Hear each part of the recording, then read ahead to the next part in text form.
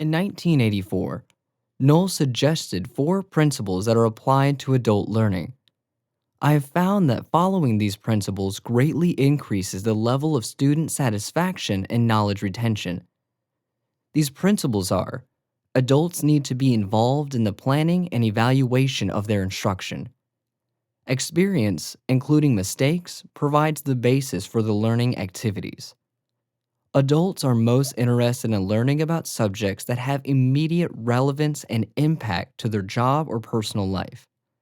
Adult learning is problem-centered rather than content-oriented. It is not enough to be a subject matter expert to be a good instructor.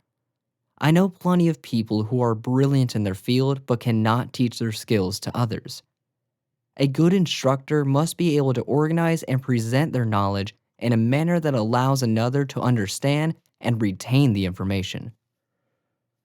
There are several approaches to presenting the information. I use a mix of humor and relevant stories to show how the information is applied in the real world. I know others in the firearm training world that replicate high-stress situations and act as drill instructors to the student. In the end, your methods will be more successful if you guide the student to see the value of the information to their life and allow them to discover the answers on their own.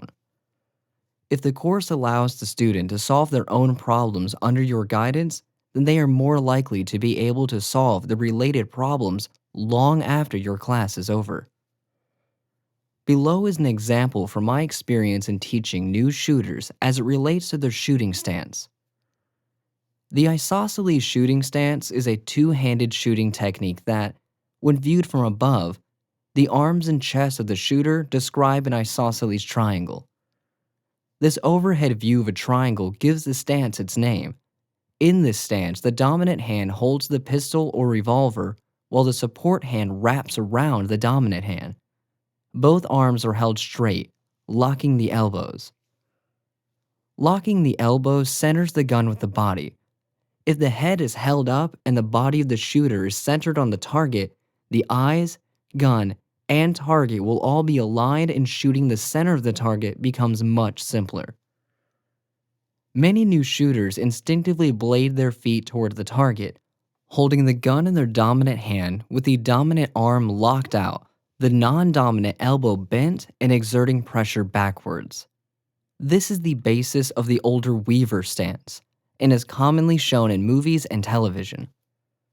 If the student is supposed to be shooting in the isosceles stance, and they have one bent arm and their head is canted toward one shoulder rather than being held up and centered over the body, the student's point of aim will be different.